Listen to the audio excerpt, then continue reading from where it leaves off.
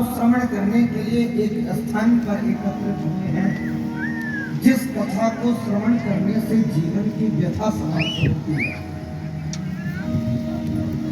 लोगों के मन में बड़ी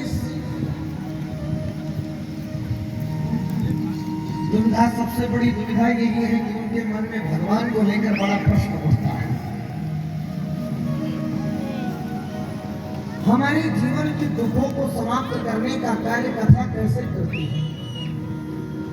किसके दुख को दूर किया गया है कथा के माध्यम से? इसे भी जानना समझना आवश्यक है कि नहीं?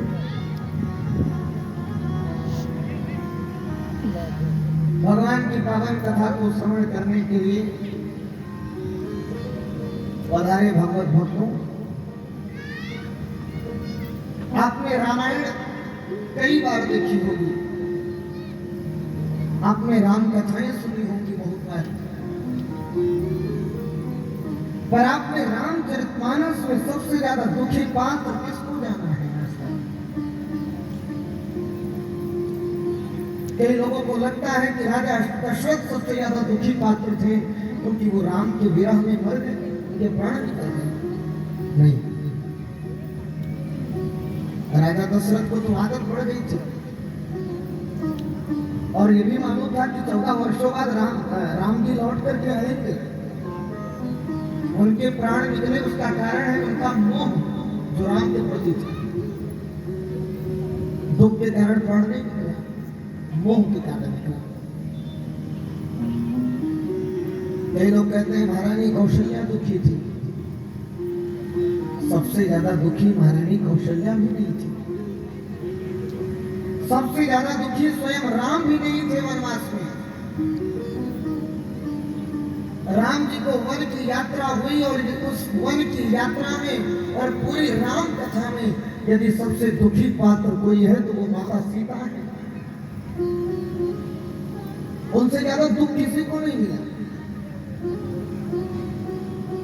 माता सीता के दुख और सुख की यदि आप दोनों का यदि आप आकलन करेंगे तब मालूम पड़ेगा कितना बड़ा कष्ट माता सीता को मिला है। रामचरितमानस में ऐसा वर्णन आता है, माता सीता जिस बिस्तर पर शयन करती थी वो बिस्तर दूध के फेन से भी कोमल हुआ करता था, इतना कोमल बिस्तर। और ऐसे बिस्तर पर सोने वाली माता सीता कभी कभी वो बिस्तर भी उनके शरीर में चुभता था, इतनी कोमल थी। और कहते थे माँ ये दूध के फेन से कोमल भले ही बिस्तर है पर ये भी हमारे शरीर को चुभता है।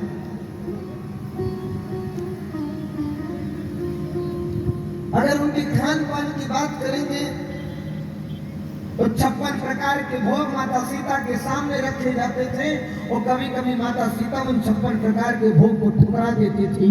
माँ ये भोजन मुझे अच्छा नहीं लगता, इसमें कोई स्वाद नहीं है। माता सीता जब कभी भी अपने बिस्तर को छोड़ती थी और जमीन पर चलती थी, भूमि पर चलती थी, राजा जनक सेवकों को लगाते थे, पुष्पों के पराग बिछा दिए जाते थे और माता सीता उन पुष्पों के पराग पर चलते चलते चलते चलते अचानक से उछल जाती और कहती माँ ये पुष्पों के पराग भी हमारे चरणों में चुभते, घाव हो जाता है। कितनी कोमल माता सीता। और कौन आया?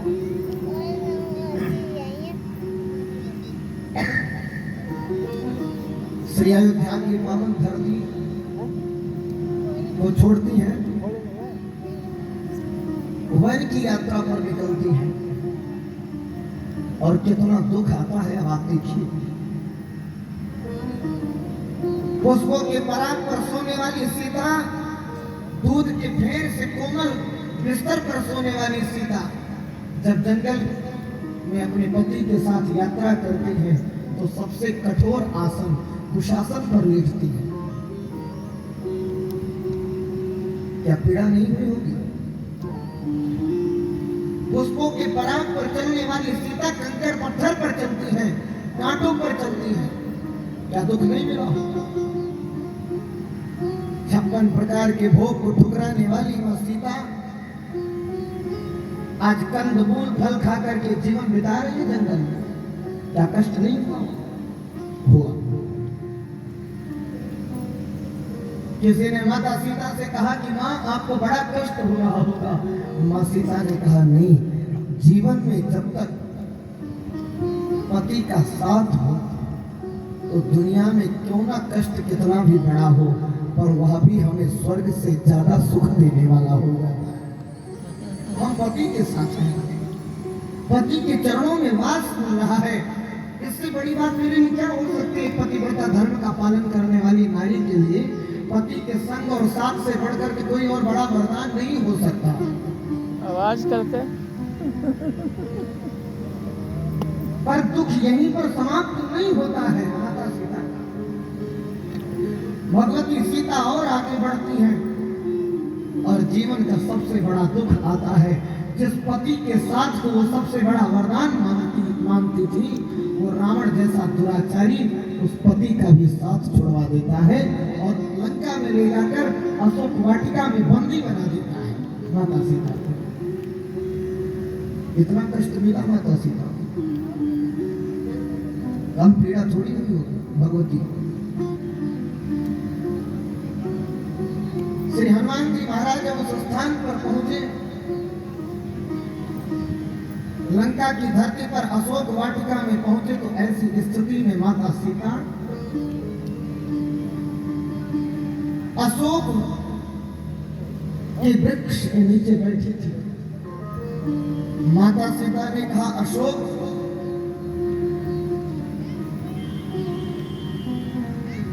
सुनहु विनय मम वितपन अशोका सत्य नाम करो शोका। हे अशोक, मेरा तुझसे एक विनय है, एक निवेदन है। तुम्हारा नाम अशोक है, जहां शोक ना हो वही अशोक है। अपने नाम का प्रभाव दिखाओ और हमारे शोक को दूर करो, हमारी कष्ट को दूर करो। और उसी समय श्री हनुमान जी ने जब माता सीता के कष्ट को देखा, तो हनुमान जी महाराज रामचंद्र के नाम का गुणगान करने लगे कि रामचंद्र गुण पर लागा सुनत ही सीता कर दुख भागा। जैसे ही रामचंद्र का गुणगान प्रारंभ होता है, तो लोगों ने कहा माता सीता का दुख समाप्त हो गया, दूर हो गया। बोले नहीं, सिर्फ समाप्त और दूर नहीं होता, बल्कि रामचंद्र गुण वर नहीं लागा और सुनते ही सीता कर दुख भागा। उसी समय दुख भागता है वहां से। ये रामचंद्र के गुणगान की महिमा है, जिसे श्रवण करने के लिए आप लोग विराजमान हैं। इससे आपका दुख सिर्फ दूर नहीं होता है, बल्कि जीवन का दुख भागता है। अगर रामचरितमानस को आप सिर्फ श्रवण करते हैं तब नहीं, श्रवण करके उसे जीवन में धारण करते हैं तब भागेगा। हम श्री रामचरितमानस के सिद्धांतों को, हम श्री रामचरितमानस के वचनों को यदि जीवन में धारण नहीं करेंगे, तो चाहे जितना कथाएं सुनते रहें, कथा श्रवण करने से कल्याण नहीं। जीवन का उद्धार तो कथा को जीवंत करने से होता है, कथा को धारण करने से, उसी से कल्याण संभव है, बिना कल्याण नहीं हो सकता। ऐसी पावन कथा में प्रवेश करें, उसके पूर्व कुछ क्षण भगवान के नाम का संकीर्तन करें, फिर कथा में चलें।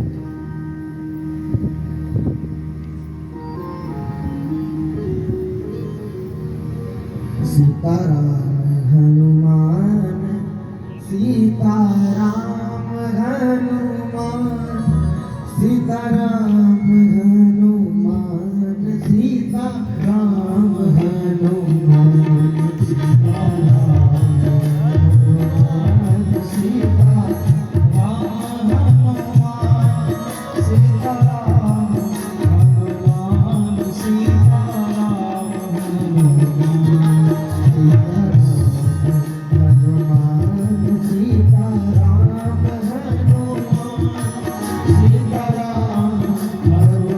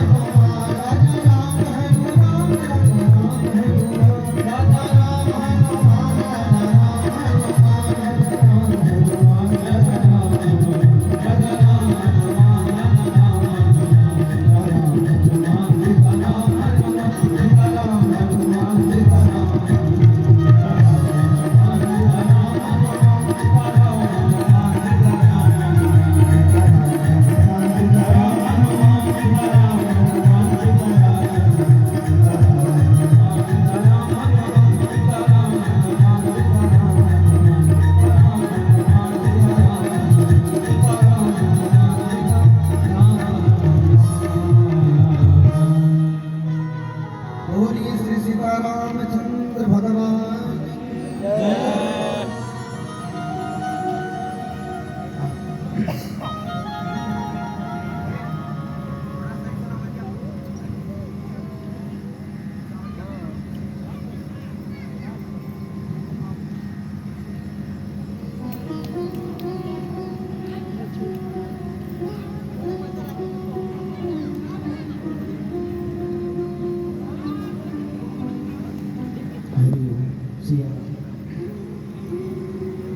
बोले राजा रामचंद्र भगवान।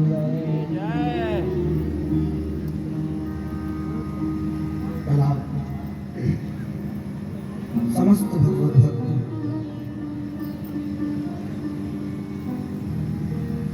भगवान के विवाह महामहोत्सव का आनंद लिए। धनुष यज्ञ संपन्न हुआ है और भगवान का विवाह महामहोत्सव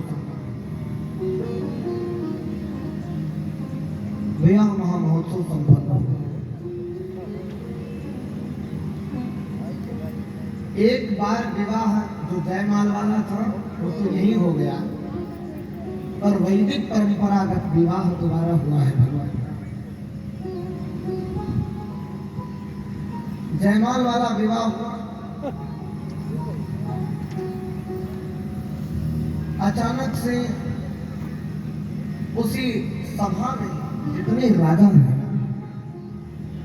सारे के सारे राजा आपस में तैयारी बनाते हैं। एक छोटा सा राजकुमार धनुष को तोड़ दिया है और अपना विवाह कर लिया सीता से। ये बड़ा गलत हो रहा है। तो कुछ राजाओं ने कहा करना क्या चाहिए, बोले इसको बंदी बना लेते हैं। एक कहता है तुम जाओ पकड़ो पहले, दूसरा कहता है नहीं तुम पकड़ो। सब आपस में विचार कर रहे थे तुम पकड़ो तुम पकड़ो तुम पकड़ो। तब तक मालूम पड़ा श्री परशुराम जी महाराज का आगमन हो गया उसी सभा में।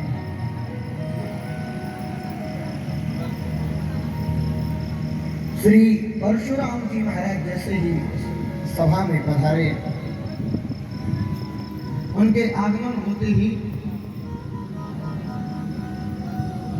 सारे के सारे राजा जहां कहां स्थान पाए हो वहीं बैठे डर के।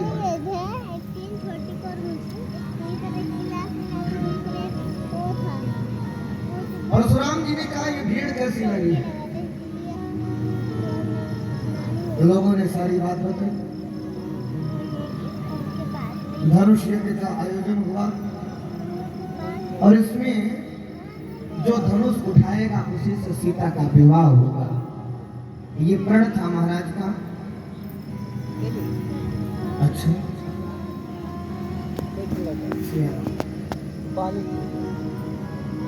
और उसी प्रण को पूरा करते करते ये धनुष टूटा है और सीता जी का विवाह। इतना सुनते ही तो महाराज परशुराम का पारा चढ़ गया। जिसने भी ये कार्य किया है उसे हम छोड़ेंगे नहीं। बहुत बड़ा अपराध किया गया है इस धरती पर। इस धनुष को किसने तोड़ा है? जोर जोर से चिल्ला रहे थे तो लक्ष्मण जी महाराज ने देखा राम भैया की तरफ। भैया के बारे में इतना बुरा भला कहे ये हमसे सहन कैसे? लक्ष्मण जी महाराज उठे और उठ करके कहते हैं विश्वामित्र जी से कि महाराज आप जो बोलते हैं हमें समझ में नहीं आता।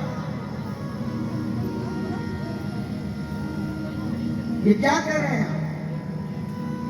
आपको मालूम नहीं है कि आप क्या बोलते जा रहे हैं? यही धनु पर ममता के हेतु, इस धनुष पर आपकी ममता क्यों है? ये धनुष आपका है क्या? बोलो। परशुराम जी ने कहा नहीं मेरा नहीं है।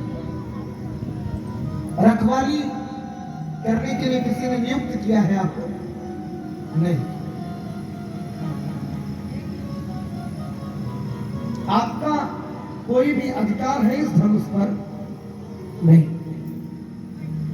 जब धनुष आपका नहीं, रखवाली करने को आपको दिया नहीं गया, कोई अधिकार आपका इस धनुष पर है नहीं, तो इतना चिल्ला क्यों रहे हैं? अब एक बार तो परशुराम जी भी सावधान शांत हो गए। ये भी बात सही है, जब धनुष मुझे दिया नहीं गया, धनुष मेरा है नहीं, तो चिंता किस बात की? अच्छा, दुनिया में कई लोगों की स्थिति यही है, टेंशन में तो बहुत है, पर टेंशन का कारण क्या है ये मालूम ही नहीं है। चिंता हमेशा सता रही है, पर चिंता का कारण क्या है ये पता ही नहीं है। कई लोग ऐसे होते हैं, मिलेंगे और कहेंगे महाराज जी हम बहुत चिंतित हैं, बहुत टेंशन में रहते हैं। तो उनसे पूछा जाए कि कोई तो कारण होगा, बोले कारण तो हमें आज तक नहीं पता। चिंता का कारण यदि मालूम पड़ जाए तो चिंता समाप्त हो जाए। हम जड़ पकड़ ही नहीं पाते, हम ऊपर ऊपर उड़ते रहते हैं, इसीलिए चिंतित रहते हैं। चिंता का असली कारण क्या है, इसे पकड़ना जरूरी है और वहीं से सुधारना चाहिए। श्री परशुराम जी महाराज फिर क्रोधित हुए और बोले, चितई परसु की ओरा, अपने फरसे की तरफ देख करके कहते हैं राजकुमार तुझे डर नहीं लगता? लक्ष्मण जी ने कहा कि मैं आपके फरसे को देख ही नहीं रहा, मैं तो आपके कंधे की जनेऊ को देख रहा हूं। नहीं तो क्षत्रिय बालक हूं, ये फरसों से लड़ना और तीर धनुष चलाना ये तो हमारा बचपन से हमारी रूटीन में है। झगड़ा करने की बात आएगी तो हमसे श्रेष्ठ आप नहीं होंगे, क्योंकि क्षत्रिय इसी के लिए होते ही आते हैं। हम क्षत्रिय बालक हैं। आज जैसे ही इतना कहे, आज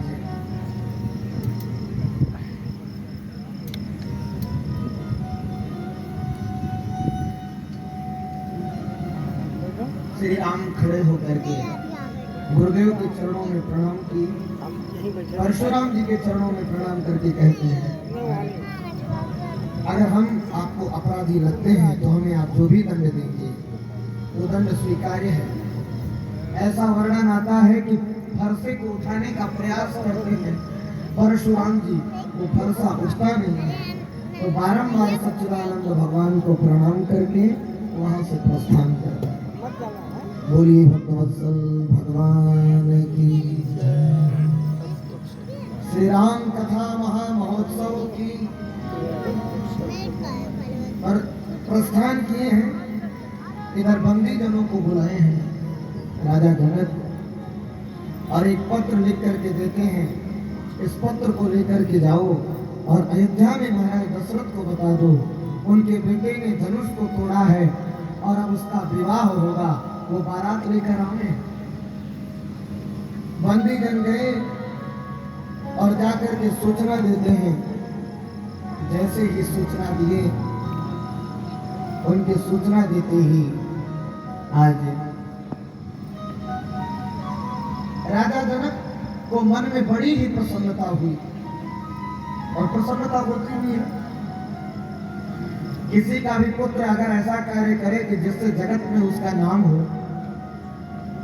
सम्मान बढ़े, तो प्रसन्नता सबको होती है। राजा जनक और राजा दशरथ को भी हुई, और जब राजा दशरथ को इतनी प्रसन्नता हुई तो राजा दशरथ आज गुरुदेव को बुलवाए हैं, और गुरुदेव को बुला करके भव्य और दिव्य बारात लेकर के उस धरती से निकले। खूब दिव्य भव्य बारात लेकर के निकले, और बारात तो भव्य दिव्य है, कमी एक जगह आ गई है। ये बारात को अजब बारात कहा गया है, संतों ने कहा है इसे। श्री राम जी की अजब बारात अवध से मिथिला चली, राम जी की अजब बारात अवध से मिथिला चली, राम जी की अजब बारात अवध से मिथिला चली, राम जी की अजब बारात अवध से मिथिला चली, हाँ मिथिला चली।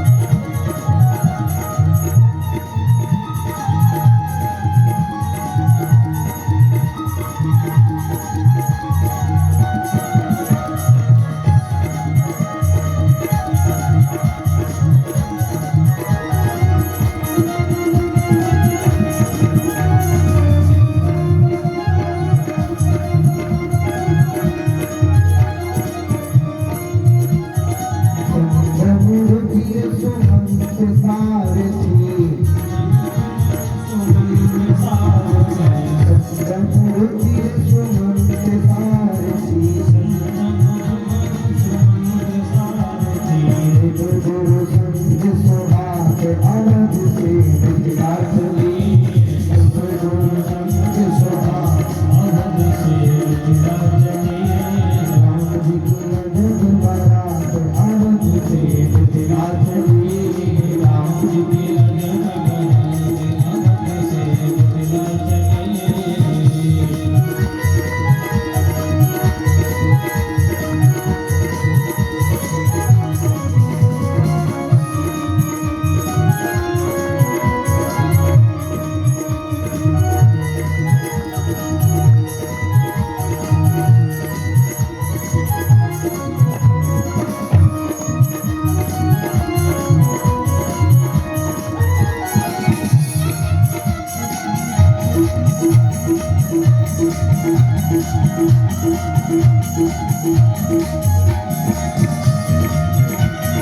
हाथी घोड़ा रथ और पालकी हाथी घोड़ा रथ और पालकी हाथी घोड़ा रथ और पालकी हाथी घोड़ा रथ और पालकी चढ़ी चढ़ी चढ़ी चढ़ी चढ़ी चढ़ी आदि की रात आवत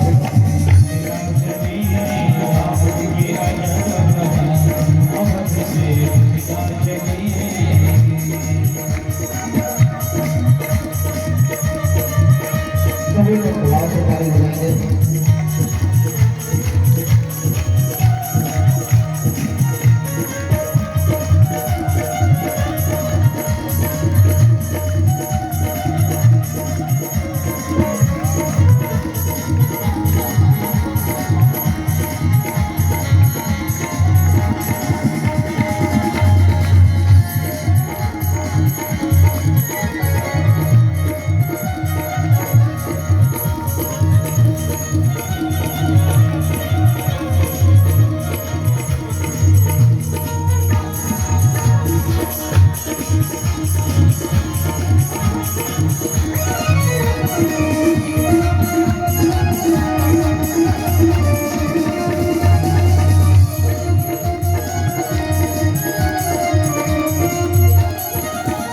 आज लोगों ने पूछा ये बारात कैसी है, अच्छी बारात है कि नहीं?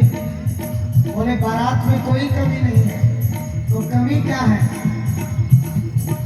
यह बारात सब साथी मनोहर, यह बारात सब साथी मनोहर, यह बारात सब साथी मनोहर, यह बारात सब साथी मनोहर, दुल्हा साथ अवध से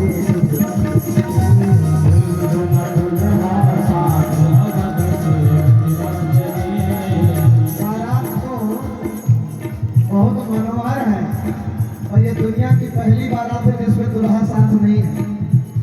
तो दुल्हा कहाँ है? बोले दुल्हा तो पहले पहुंच गए। दुल्हा सरकार पहले ही बैठे हैं जाकर के ससुराल में। लोगों ने कहा तो कोई पूछेगा तो? बोले बारात निकल रही थी तो कोई आ गया रास्ते में। उसने कहा कि दुल्हा सरकार कहाँ है?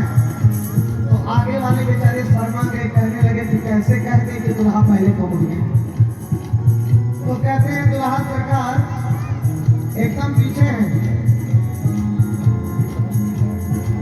दुल्हा सरकार एकदम पीछे है। अच्छा, पीछे गए पूछे कि महाराज दुल्हा सरकार कहाँ है? पीछे वालों ने कहा कौन कहा दुल्हा पीछे रहते हैं? बोले आगे वालों ने कहा। बोले बीच में है दुल्हा सरकार। अब बीच में गए पूछने के लिए, और जब बीच में पूछने के लिए जाते हैं तो सबने कहा अब क्या करें? बोले आगे और पीछे देख लिए दुल्हा नहीं है आपके बीच में, हमने सुना है। तो वशिष्ठ जी ने भरत जी की तरफ दिखाया, यही है दुल्हा। भरत जी राम जी की तरह दिखते थे तो उन्हीं को दिखा दिया ये दुल्हा है। एक आदमी आया आकर के कहा ठीक है चलिए ही मान लिए। तारीख क्या है? तारीख विवाह की तिथि क्या है? अब सब और चिंतित हो गए, तिथि भी तो पता नहीं है। अभी तिथि निश्चित है ही नहीं। लोगों ने कहा हे भगवान, इतने बराती तुम तो किसी को, इतने बराती तुम तो किसी को, बाहर किया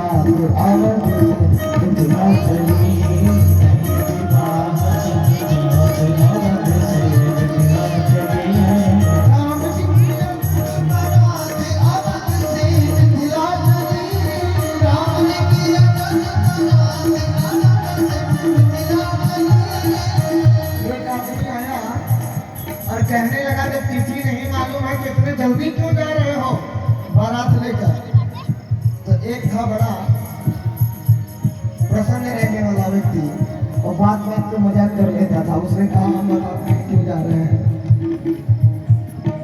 मिथिला में बहु व्यंजन मिलेंगे, मिथिला में बहु व्यंजन मिलेंगे, मिथिला में बहु व्यंजन मिलेंगे, मिथिला में बहु व्यंजन मिलेंगे। यहाँ मरी गए, यहाँ मरी गए, यहाँ मरी गए सत्सु साथ आवाज।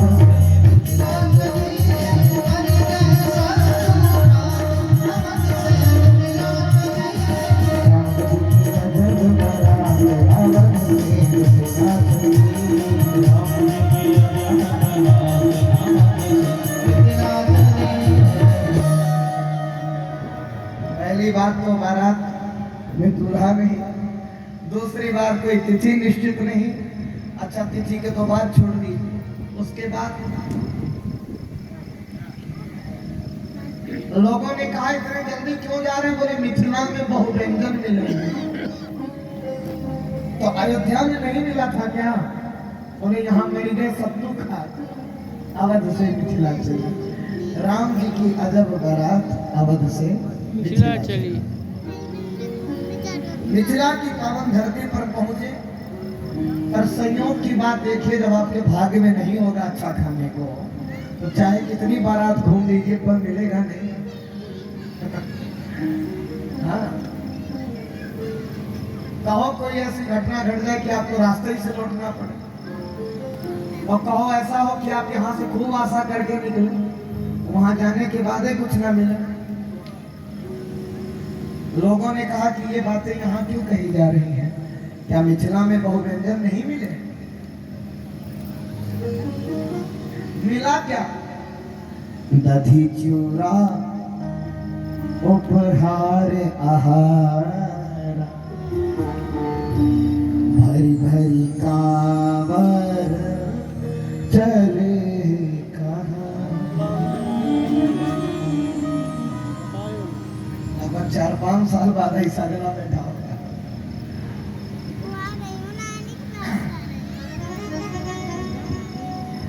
दधी चूड़ा उपहार आहारा, मिला भी तो दही और चूड़ा मिला। क्या मिला?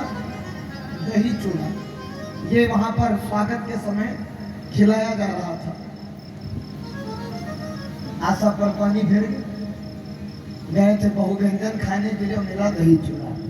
अब बात जब दही चूड़ा की आती है तो हम बताना चाहेंगे कि ये विवाह हो रहा है मिथिला क्षेत्र में, और मिथिला क्षेत्र में अगर कोई स्पेशल डिश है तो यही है दही चूड़ा।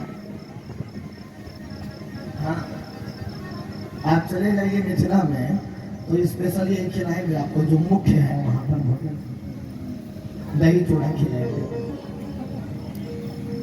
और इस गले बैठने पर हमें याद आई, मिथिला में हम जब पहली बार कथा करने के लिए गए तो यही बस्ती से ट्रेन पकड़े मुजफ्फरपुर के लिए। राम कथा के माध्यम से सेवा करनी थी। रात में लगभग 2:30 बजे तो हम यजमान जी के घर पहुंचे, और जैसे ही पहुंचे तब तक वहां पर दही चूड़ा तैयार। आधी रात को दही चूड़ा तैयार मिला। हमने कहा अरे आधी रात को दही चूड़ा खाएंगे तो गला बैठ जाएगा। उन्होंने कहा महाराज जी मिथिला की दही चूड़ा, मिथिला की दही है, इससे गला बैठेगा नहीं और खुल जाएगा। और रही बात ब्राह्मणों की, तो ब्राह्मणों के लिए दही चूड़ा का तो महत्व ही अलग है? इसके बिना भोजन ही ना पूरा हो जल्दी। आमंत्रण निमंत्रण में दही चूड़ा का सौभाग्य ज्यादा मिलता था। अब तो हम लोग उस तरह से पाते ही नहीं, बाहर बाहर रह जाते हैं। तो दही चूड़ा मिथिला में स्वागत के लिए रखा गया। सबको यही खिला खिला करके स्वागत कर रहे थे, और यही खिला खिला करके स्वागत किए। सारे मिथिलावासी पहुंचे, आए और आकर के बैठे हैं इस स्थान पर। खूब आनंदित हैं सारे बाराती। विवाह का समय आ रहा है। इधर मिथिलानियां गाली देना प्रारंभ करती हैं। गाली देती हैं। क्या गाली देती हैं?